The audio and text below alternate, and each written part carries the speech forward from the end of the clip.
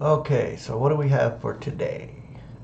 It is Thursday, and thanks for tuning in and joining me. I have a new video making software on my computer thanks to my son Jacob.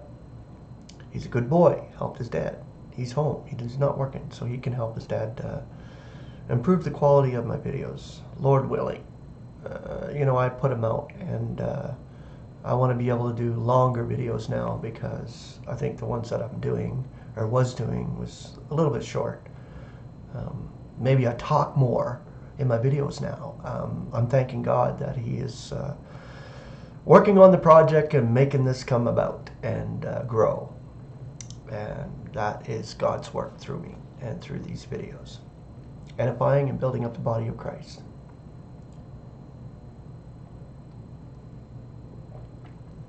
So I have a small video to do today and edit with this new software. So we'll get started here.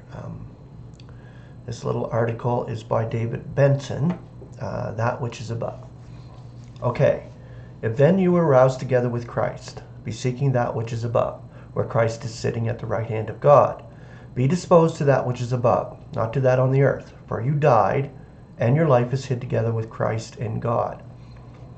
Colossians 3, 1 through 3. Oh, that we could all be disposed to that which is above. We spend a great deal of our time worrying about our present station in life, how to improve it, how to preserve it, how to understand it.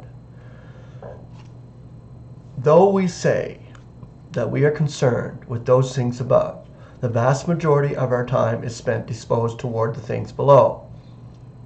Though we want to be content in all circumstances, Philippians 4:11, and be satisfied with having sustenance and shelter, 1 Timothy 6:8, there's not one of us who has not worried about what tomorrow will be like, or what we can do to improve this present world for ourselves.